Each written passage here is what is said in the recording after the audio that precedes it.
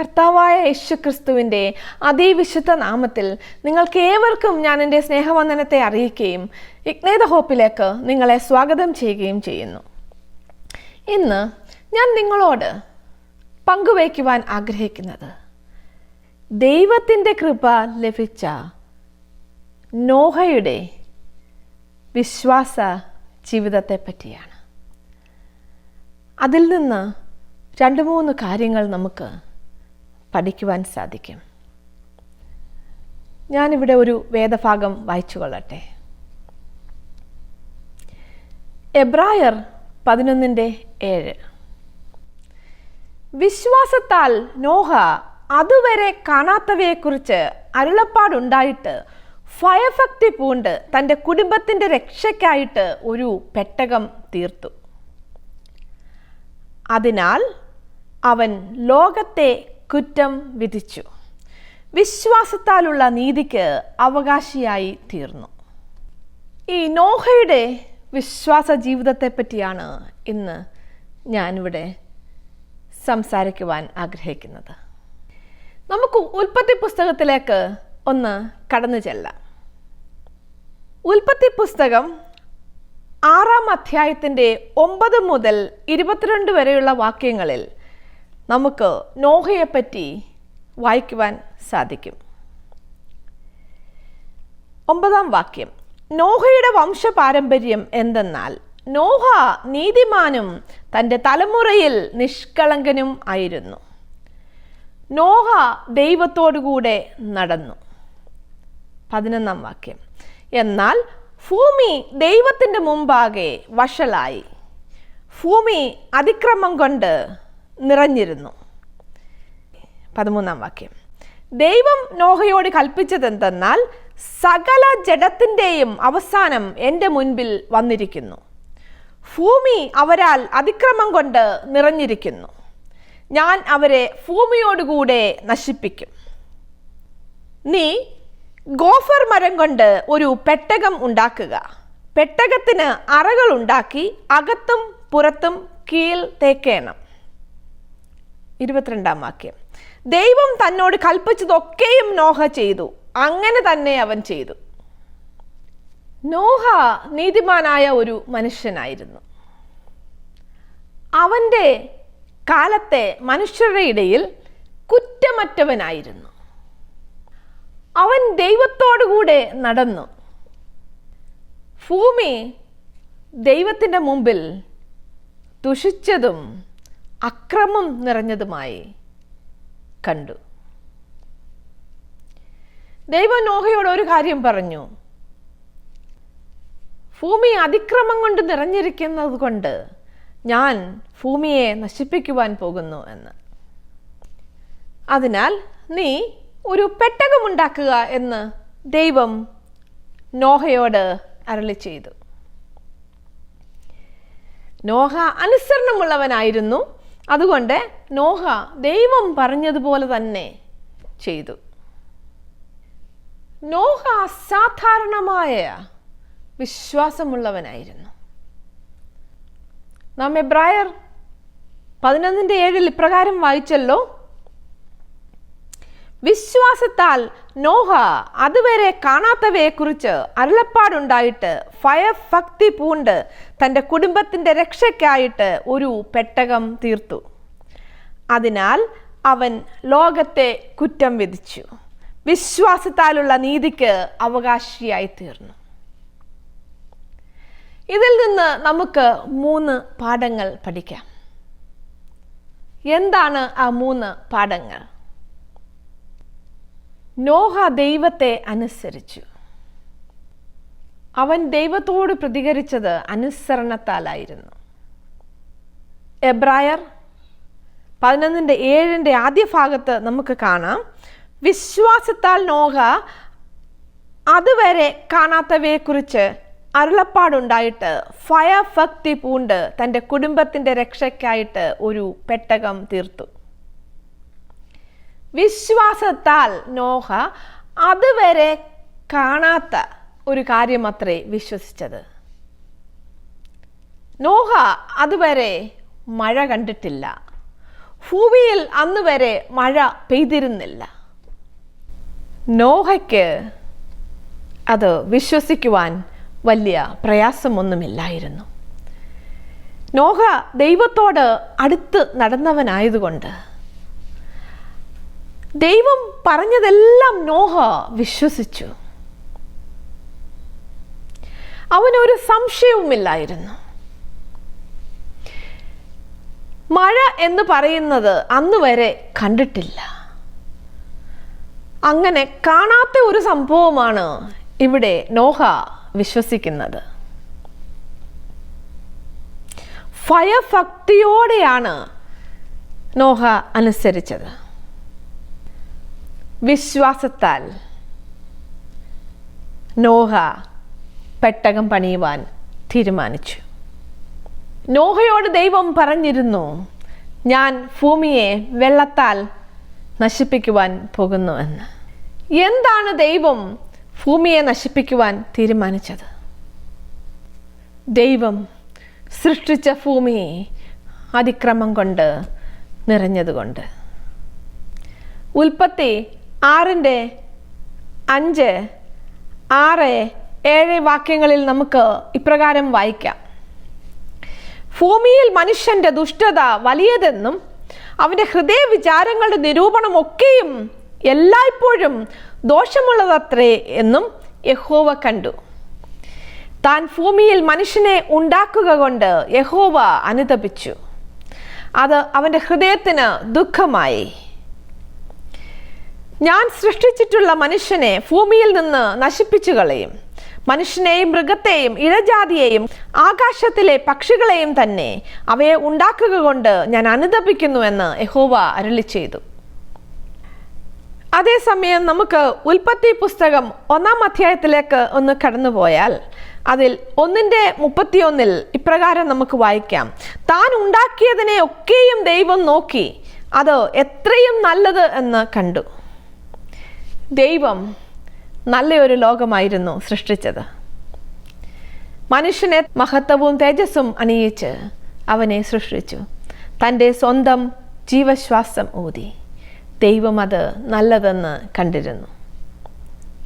പാപം ആദ്യ മനുഷ്യനാൽ ലോകത്തിലേക്ക് പ്രവേശിച്ചു.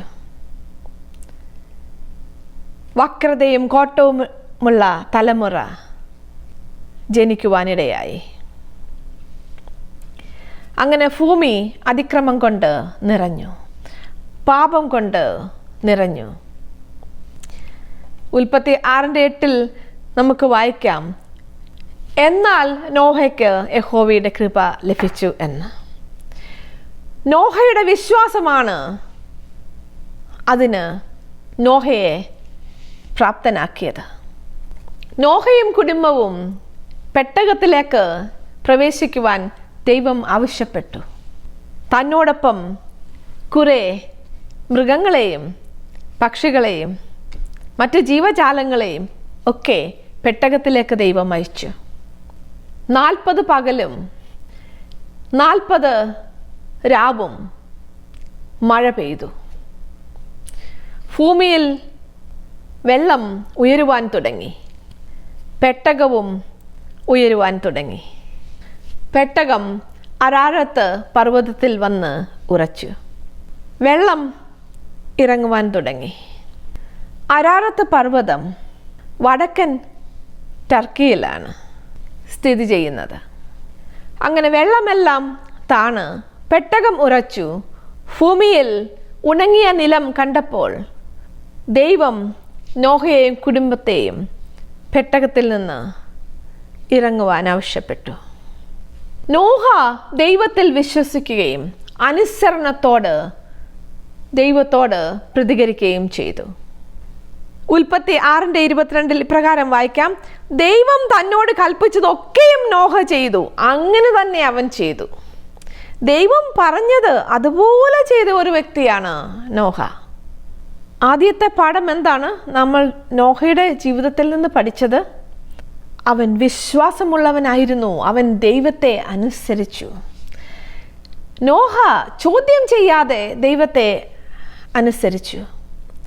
അതുവരെ കണ്ടിട്ടില്ലാത്ത മഴ പെയ്യാൻ പോകുന്നു എന്ന് ദൈവം പറഞ്ഞപ്പോൾ കാണാതെ വിശ്വസിച്ചു. പെട്ടകം പണിയാൻ തുടങ്ങി. ദൈവം പറഞ്ഞ പ്രകാരം താൻ പെട്ടകം പണിയാൻ തുടങ്ങി.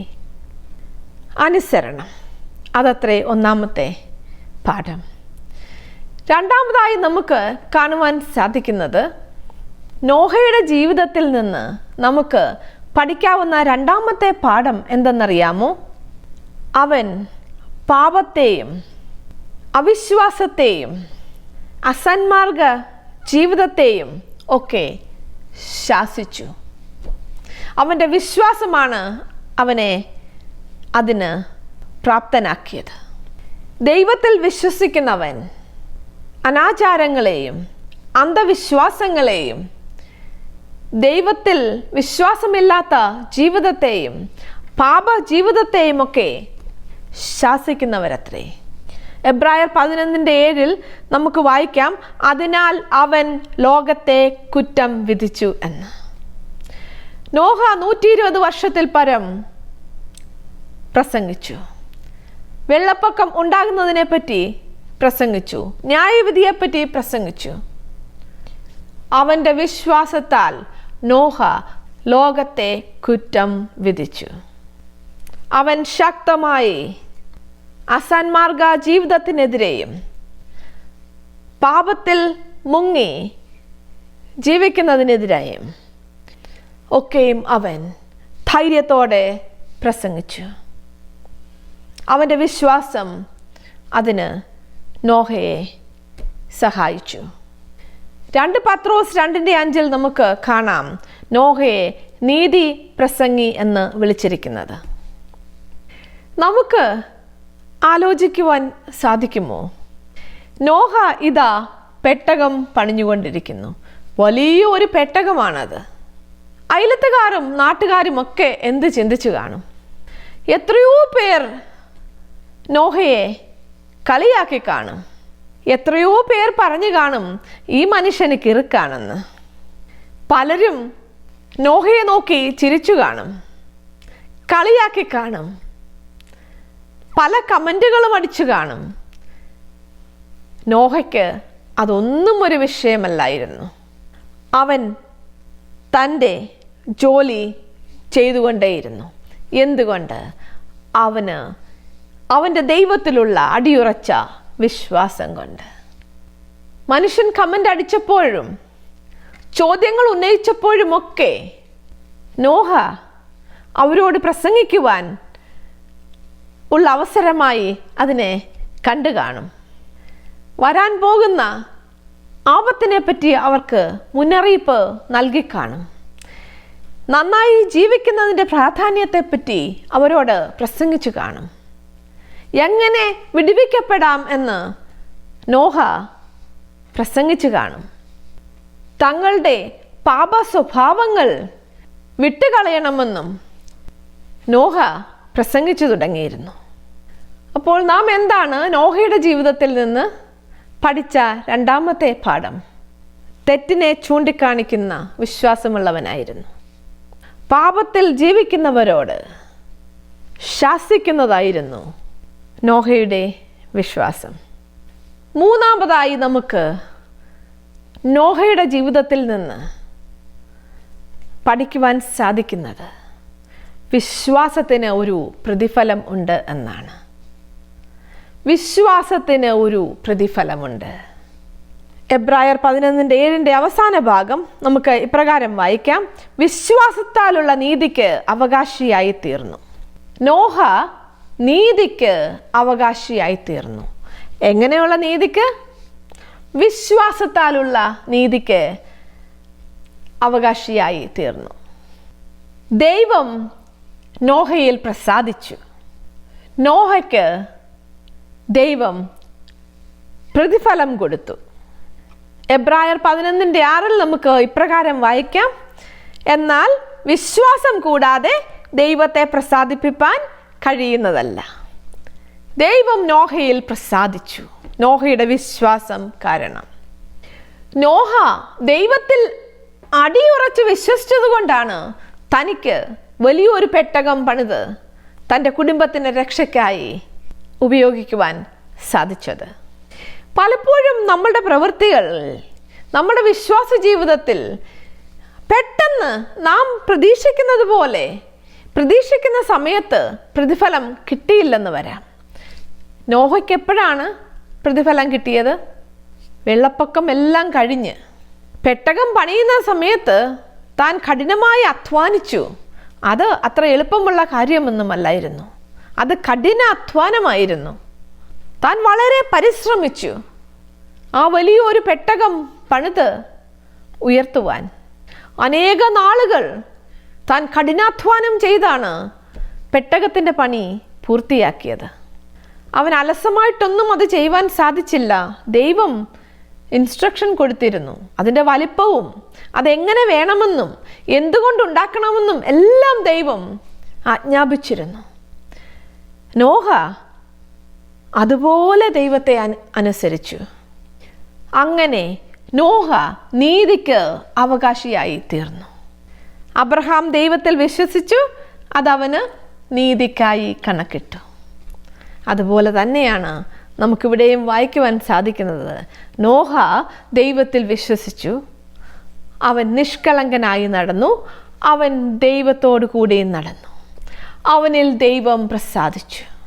നമുക്കറിയാമോ മറ്റൊരു വ്യക്തി ദൈവത്തോടു കൂടി നടന്നത്? നമുക്കെല്ലാവർക്കും അറിയാമായിരിക്കാം.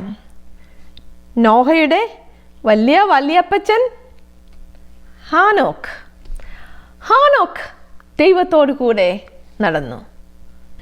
അവൻ നിരന്തരം ദൈവത്തോട് കൂട്ടായ്മ ആചരിച്ചു. അവൻ ദൈവത്തോട് സമയം ചിലവഴിച്ചു. അവൻ ദൈവത്തോട് സംസാരിച്ചു. ഹാനോക്ക് മരണം കാണാതെ എടുക്കപ്പെട്ട ഒരു വ്യക്തി അത്രേ. എപ്പോഴും ദൈവത്തോടു കൂടി നടന്ന ഒരു വ്യക്തി. കൊച്ചുമകൻ നോഹയും ഇതാ ദൈവത്തോടു കൂടി നടക്കുന്നു. നോഹ പ്രളയമെല്ലാം കഴിഞ്ഞ് വെളിയിൽ വന്നപ്പോൾ സകലതിനെയും അടക്കി ഭരിക്കുവാൻ ദൈവം അധികാരവും കൊടുത്തു. വിശ്വാസത്തിൻ്റെ ഒരു പ്രതിഫലം നമുക്ക് ഭരിക്കുവാൻ, വാഴുവാൻ സാധിക്കും എന്നുള്ളതാണ്. സകലതിൻ്റെ മേലും വാഴുവാൻ നോഹയ്ക്ക് അധികാരം കൊടുത്തു.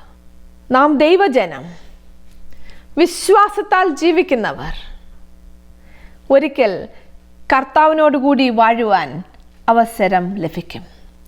വിശ്വാസത്തിൻ്റെ പ്രതിഫലം അവർ പ്രാപിക്കും.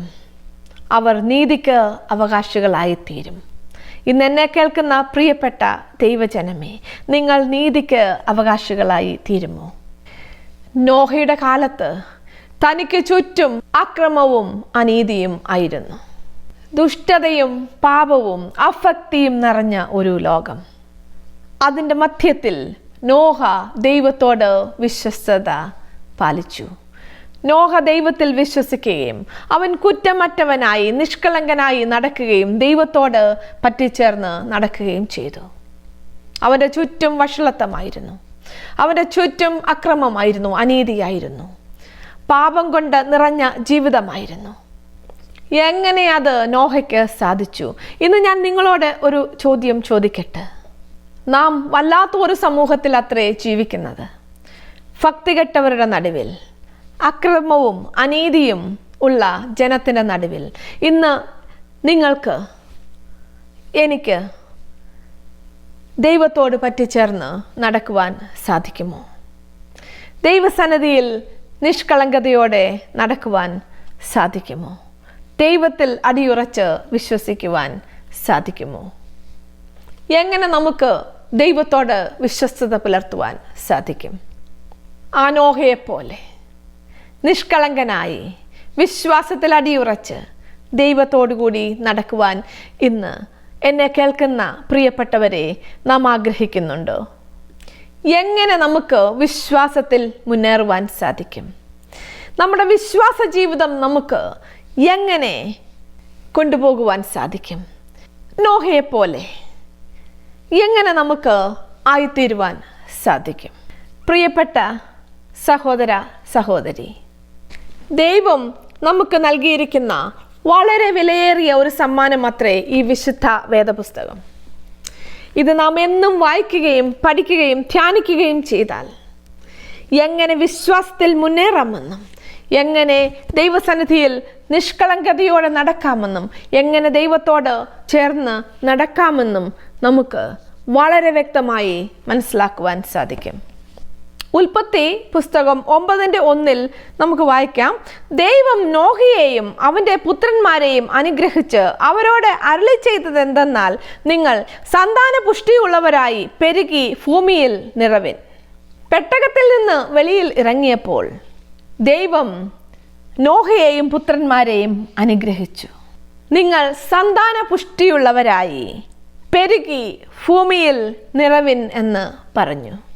നമുക്ക് ഉൽപ്പത്തി 1-ാം അധ്യായത്തിലേക്കൊന്ന് കടന്നു ചെന്നാൽ അതിൻ്റെ 27-28 വാക്യങ്ങളിൽ ഇപ്രകാരം എഴുതിയിരിക്കുന്നു, ഇങ്ങനെ ദൈവം തൻ്റെ സ്വരൂപത്തിൽ മനുഷ്യനെ സൃഷ്ടിച്ചു, ദൈവത്തിൻ്റെ സ്വരൂപത്തിൽ അവനെ സൃഷ്ടിച്ചു, ആണും പെണ്ണുമായി അവരെ സൃഷ്ടിച്ചു.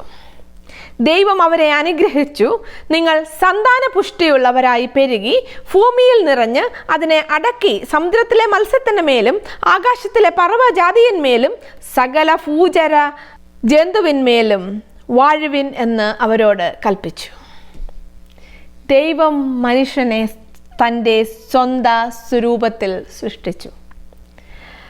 തൻ്റെ സ്വന്തം സ്വരൂപത്തിൽ സൃഷ്ടിച്ച മനുഷ്യനോടത്രേ ദൈവം കൽപ്പിച്ചിരിക്കുന്നത്, നിങ്ങൾ സന്താന പുഷ്ടിയുള്ളവരായി പെരുകി ഭൂമിയിൽ നിറഞ്ഞ് അതിനെ അടക്കി സമുദ്രത്തിലെ മത്സ്യത്തിൻ്റെ മേലും ആകാശത്തിലെ പറവ ജാതിയിന്മേലും സകല ഭൂചര ജന്തുവിന്മേലും വാഴുവിൻ എന്ന് കൽപ്പിച്ചു. ദൈവം വാഴുവാനായി നമ്മെ സൃഷ്ടിച്ചു. ആദി മനുഷ്യനായ ആദമിൽ കൂടെ പാപം ലോകത്തിലേക്ക് പ്രവേശിച്ചു. ദൈവം മനുഷ്യന് കൊടുത്ത സകല അധികാരവും മനുഷ്യൻ ശത്രുവായ പിശാചിന് കൈമാറി. മനുഷ്യൻ അടിമത്തത്തിൽ ആയി. രോഗത്തിനും മരണത്തിനും ശാപത്തിനും ഒക്കെയും അടിമപ്പെട്ടു. തിന്നരുതെന്ന് പറഞ്ഞ വൃക്ഷത്തിൻ്റെ ഫലം തിന്ന മാത്രയിൽ ആ വൃക്ഷത്തിൻ്റെ വിത്ത് മനുഷ്യഹൃദയത്തിൽ വേരുവെച്ച് വളരുവാൻ തുടങ്ങി. ആ വൃക്ഷത്തിൻ്റെ ഫലം മനുഷ്യൻ പുറപ്പെടുവിക്കുവാൻ തുടങ്ങി. അങ്ങനെ ലോകം മുഴുവൻ വക്രതയുള്ള ജനത്തെ കൊണ്ട് നിറഞ്ഞു. അത് കണ്ട ദൈവം മനുഷ്യനെയും മറ്റു ജീവജാലങ്ങളെയും എല്ലാം തുടച്ചു മാറ്റുവാൻ, ഭൂമിയിൽ നിന്ന് നശിപ്പിച്ചു കളയുവാൻ തീരുമാനിച്ചു. ദൈവം ഒരുവനെ നീതിമാനായി കണ്ടു, നോഹ. അങ്ങനെ നോഹയെ ദൈവം വിടുവിച്ചു. നോഹയെയും തൻ്റെ പുത്രന്മാരെയും അനുഗ്രഹിച്ചിരിക്കുന്നു, നിങ്ങൾ സന്താന പുഷ്ടിയുള്ളവരായി പെരുകി ഭൂമിയിൽ നിറഞ്ഞ് സകലതിനെയും അടക്കി വാഴുവിൻ എന്ന്. അതെ, നമ്മെ വാഴുവാനായി വിളിച്ചിരിക്കുന്നു. ഒരിക്കൽ നാം കർത്താവ് യേശു ക്രിസ്തുവിനോട് കൂടെ വാഴേണ്ടവരത്രേ. വിശ്വാസത്താൽ നോഹ അതുവരെ കാണാത്തവയെക്കുറിച്ച് അരുളപ്പാടുണ്ടായിട്ട് ഭയഭക്തി പൂണ്ട് തൻ്റെ കുടുംബത്തിൻ്റെ രക്ഷയ്ക്കായിട്ട് ഒരു പെട്ടകം തീർത്തു. അതിനാൽ അവൻ ലോകത്തെ കുറ്റം വിധിച്ചു, വിശ്വാസത്തിലുള്ള നീതിക്ക് അവകാശിയായി തീർന്നു. നാം എന്തൊക്കെ ഈ നോഹയുടെ ജീവിതത്തിൽ നിന്ന് പഠിച്ചു? അവൻ അനുസരണമുള്ളവനായിരുന്നു. അവൻ ദൈവത്തിൽ അടിയുറച്ച് വിശ്വസിച്ചു. അവൻ ദൈവത്തോടു കൂടി നടന്നു. അവൻ കളങ്കമില്ലാതെ നടന്നു. ഇന്ന് എന്നെ കേൾക്കുന്ന പ്രിയപ്പെട്ടവരെ, നിങ്ങൾ കർത്താവായ യേശു ക്രിസ്തുവിനെ നിങ്ങളുടെ സ്വന്തം രക്ഷിതാവും ദൈവവുമായി സ്വീകരിച്ചിട്ടുണ്ടോ? അവനിൽ കൂടെ അല്ലാതെ ഒരു തികഞ്ഞ വിശ്വാസ ജീവിതം നമുക്ക് സാധ്യമല്ല. അവൻ്റെ സന്നിധിയിൽ സന്തോഷത്തിൻ്റെ പരിപൂർണതയും അവൻ്റെ വലതുഭാഗത്ത് പ്രമോദങ്ങളുമുണ്ട്. കർത്താവായ യേശു ക്രിസ്തു നല്ല ഇടയനത്രേ. ആ ഇടയൻ എനിക്കും നിങ്ങൾക്കും വേണ്ടി തൻ്റെ ആട്ടിൻ തൊഴുത്ത് തുറന്നിട്ടിരിക്കുന്നു. ഇന്ന് ഞാൻ താഴ്മയോടെ ചോദിക്കട്ടെ, നിങ്ങൾ കർത്താവായ യേശു ക്രിസ്തുവിന് ജീവിതം സമർപ്പിച്ചിട്ടുണ്ടോ? നമ്മെ വാഴുവാനായി ദൈവം വിളിച്ചിരിക്കുന്നു. നമ്മെ നീതിയുടെ അവകാശികളാക്കി തീർക്കുവാൻ ദൈവം നമ്മെ വിളിച്ചിരിക്കുന്നു. പാപത്തിൽ ആണ്ടുപോയ മനുഷ്യജാതിയെ വിടുവിക്കുവാൻ കർത്താവ് യേശുക്രിസ്തു ക്രൂശിൽ നമുക്കായി യാഗമായി. നമ്മുടെ പാപത്തിൻ്റെ സകല കടങ്ങളും കൊടുത്തു തീർത്തു. നമ്മുടെ അനീതിയെ മുഴുവൻ അവൻ തുടച്ചു മാറ്റി നമ്മെ നീതിക്ക് അവകാശികളാക്കി തീർത്തിരിക്കുന്നു. ഇന്ന് താഴ്മയോടെ കർത്തൃകരങ്ങളിലേക്ക് നിങ്ങളെ ഏൽപ്പിച്ചു കൊടുക്കുമോ? ദൈവം നിങ്ങളെ അനുഗ്രഹിക്കട്ടെ. നിങ്ങൾക്ക് എന്തെങ്കിലും പ്രാർത്ഥനാ വിഷയങ്ങളുണ്ടെങ്കിൽ ഈ സ്ക്രീനിൽ കാണുന്ന നമ്പറിൽ ബന്ധപ്പെട്ടാൽ ignite the hope prayer team നിങ്ങളോടൊപ്പം പ്രാർത്ഥിക്കുന്നതായിരിക്കും. നമുക്ക് പ്രാർത്ഥിക്കാം. സ്നേഹവാനും കാരുണ്യവാനുമായ ഞങ്ങളുടെ സ്വർഗീയ പിതാവേ, ഈ സമയം ഞങ്ങൾ നിന്റെ സന്നിധിയിൽ താഴ്മയോടെ അടുത്തു വരുന്നു. ആ നോഹയെപ്പോലെ നീതിബോധത്തിൽ നടക്കുവാൻ, നിർമ്മലരായി ജീവിക്കുവാൻ, നിന്നോട് പറ്റിച്ചേർന്ന് നടക്കുവാൻ വിളിച്ച് വേർതിരിച്ചിരിക്കുന്നതിനായി സ്തുതിക്കുന്നു. കർത്താവേ, നിന്റെ വരവിങ്കൽ നീതിയുടെ മക്കളായി കാണുവാൻ അവിടെ ഞങ്ങളെ വിളിച്ച് വേർതിരിച്ചിരിക്കുന്നല്ലോ. നോഹയുടെ കാലം പോലെ തന്നെ മനുഷ്യപുത്രൻ്റെ വരവും ആകും എന്ന് തിരുവചനത്തിൽ നമ്മൾക്ക് വായിക്കാമല്ലോ. ഞങ്ങൾ ഇരുളിൻ്റെ മക്കളായി നടക്കാതെ ഞങ്ങൾ ജീവനിൽ നടക്കുവാൻ, വെളിച്ചത്തിൽ നടക്കുവാൻ ദൈവമേ ഞങ്ങളെ അവിടുത്തെ കരങ്ങളിൽ ഏൽപ്പിക്കുന്നു. ലോകത്തിൻ്റെ മാലിന്യങ്ങളിൽ ഒന്നും ഞങ്ങൾ ആയിപ്പോകാതെ നിന്റെ സന്നിധിയിൽ വിശുദ്ധിയോടെ ജീവിക്കുവാൻ ഞങ്ങളെ നിന്റെ കരങ്ങളിൽ ഏൽപ്പിക്കുന്നു. ഞങ്ങളെ നീതിയുടെ ആയുധങ്ങളാക്കി വിളിച്ചോ വേർതിരിച്ചിരിക്കുന്നതിനായി സ്തുതിക്കുന്നു. ഇപ്പോൾ എന്നെ കേൾക്കുന്ന എൻ്റെ പ്രിയപ്പെട്ടവരിൽ രോഗികൾ സൗഖ്യം പ്രാപിക്കട്ടെ, പ്രശ്നത്തിലായിരിക്കുന്നവർ വിടുതൽ പ്രാപിക്കട്ടെ, ദുഃഖത്തിലായിരിക്കുന്നവർ ആശ്വാസം പ്രാപിക്കട്ടെ. നിന്റെ സന്നിധിയിൽ സന്തോഷത്തിൻ്റെ പരിപൂർണതയും അവിടുത്തെ വലത്ത് ഭാഗത്ത് പ്രമോദങ്ങളും ഉണ്ടല്ലോ. അവിടുത്തെ സന്തോഷത്തിൽ ആയിരിക്കുവാൻ ദൈവമേ ഞങ്ങളെ അവിടുത്തെ കരങ്ങളിൽ ഏൽപ്പിക്കുന്നു. സകല മാനവും മഹത്വം എടുക്കണമേ.